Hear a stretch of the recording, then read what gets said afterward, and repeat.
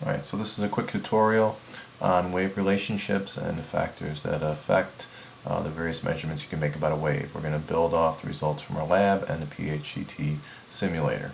Our main focus really are going to be amplitude, wavelength, and velocity, but I thought we'd start off with frequency. We didn't test this in the lab because it's not very easily testable. It's really more than anything what the frequency of any source depends on how it's being created. So in a sense, frequency depends on the source itself. Right? So for tuning fork, it's just how the tuning fork is designed. It doesn't matter how hard you strike it. It doesn't matter that the tuning fork is vibrating in air, a particular medium. The way it's built is going to determine a particular frequency. Same with the light source. Ultimately, the color that comes out of a light source depends on temperature, but what's easiest to say that the frequency of a particular light source depends on the source itself. We don't need to go any further because it does not depend on any of the other wave properties. It's more dependent on physical parameters of the system. So there's no relationship to talk about here. Amplitude is also fairly straightforward. Amplitude depends simply on the input of energy. Okay, so we already talked about how waves transfer energy from one place to another. The pulses that you see, the size of the pulses, the amplitude is just an indirect measure of that. So amplitude will increase with energy. That's pretty straightforward. It does not depend on frequency, how quickly you move a wave. There is a special case where frequency can matter, but we'll talk about that later. It does not depend on how fast the wave is moving. It's not like kinetic energy or anything like that. Alright, wavelength is perhaps the most complex in the sense that it depends on two things. We saw it definitely depends on the frequency of your source. Higher the frequency, okay, the wavelength decreases. So there's an inverse relationship between the two. And we'll explore that more later. Wavelength also depends on the medium. Okay, so in a given or if you change a medium for a given frequency, you will get a different wavelength. And as we'll see in a bit, medium really goes towards velocity. So as velocity increases, wavelength will increase. Okay, so that will make sense in a little bit. But that's pretty bad. That's supposed to say increase. Alright, lastly, the speed of a wave or the velocity of a wave depends on the medium only. Okay, it does not depend on frequency, it does not depend on amplitude or the energy input. For strings, we can say that as the tension, which is an indirect measure of something about the medium, okay, increases, velocity will increase. This doesn't quite apply to liquids and solids. There are other measures that are analogous to tension, but we're going to skip that as well. So these are the basic wave relationships. Key thing is, again, amplitude is energy, wavelength is primarily frequency because generally your medium is not going to be changing, but if it does, that will affect the wavelength. And velocity, for most cases, is going to be constant because you're usually not changing your medium. But in air, that can be changed most readily by temperature. In a string, that's changed by tension. So there are cases where you can alter the velocity. We'll explore that more. One thing we can look at that ties together, especially wavelength, frequency, and velocity, is the wave equation, V equals lambda f. So this in of itself is not a causal relationship. Velocity does not depend on lambda and f. It's simply the product of the two.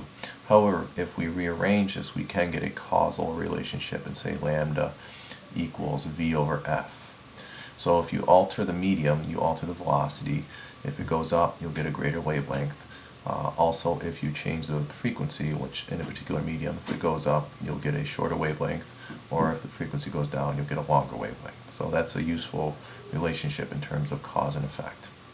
So let's look at an example here, just to make sure that this is making sense. Okay, so we have a continuous wave being produced, and it is light, looking as a transverse wave of light. And it enters a transparent block of plastic. And at the boundary, some of the light is reflected, as it always is, unless you have some special optical films, lenses, etc. But we'll assume some is reflected, most is transmitted, and it passes out the other end. The tension in the block is less than air. I use this word tension just to kind of relate to what we talked about before, even though tension doesn't affect this, actual tension doesn't affect the speed of light, but there's some other factor that does. So we just want to ask how the following properties will change at the plastic block. So we want to know, will amplitude change at all? Well, we got to ask ourselves, is the energy into the block more or less than what went into it? Can't be more because we're not doing any work. There's no extra energy source. But because some of the light is reflected back, that means less or not all the light gets through. So we would expect the amplitude then to decrease slightly because some of the energy was reflected. Okay, so some of the wave reflected. We're going to draw the wave in the medium in a second. Alright, what will happen to the frequency? Well, if you go back up to what we talked about earlier, it said frequency depends on the source. The source is something out here that has nothing to do with what's going on at the interface of these two media, so the frequency stays the same. Alright, for reasons that we just discussed, because source isn't changing.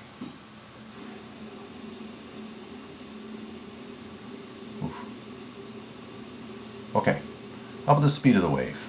It enters another medium, so it has to change. That's an important thing to realize, especially with light. And we will look at that in terms of something called index refraction later.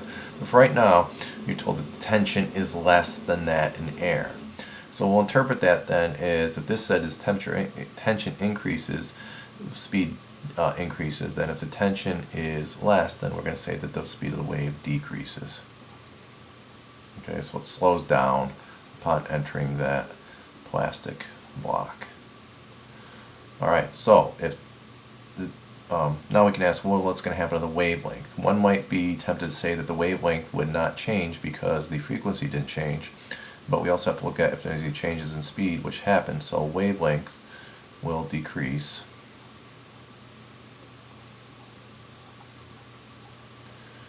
Okay, because even though f stayed the same, the velocity went down, and as we saw up here, a lower velocity for a given frequency will give us a shorter wavelength. So if we want to draw this, and this is going to be hard for me out of this notebook, but you basically want a lower amplitude, shorter wavelength. So we're going to get something like this. Okay, I can do it, I can do it, I can do it. Alright, so that looks like a little bit shorter than before and definitely lower. The question is, what's going to happen when we go back out? You can ask the same questions. There will be some reflection again, so our amplitude will go down a little bit more. Frequency, still the same. Speed, well, we're going back in air, so that's going to go up. Therefore, our wavelength is going to increase, and since the speed here is going to be the same as the speed of the original, it doesn't matter that we lost energy along the way, the speed depends on the medium. This will go back to looking like the original wave in terms of the same wavelength, just shorter. I'm not going to try to draw that, but you can imagine it. Okay, so you should be able to do the rest of the problems fairly easily. None of this is necessarily obvious, but just look back to make sure that you're not making silly mistakes.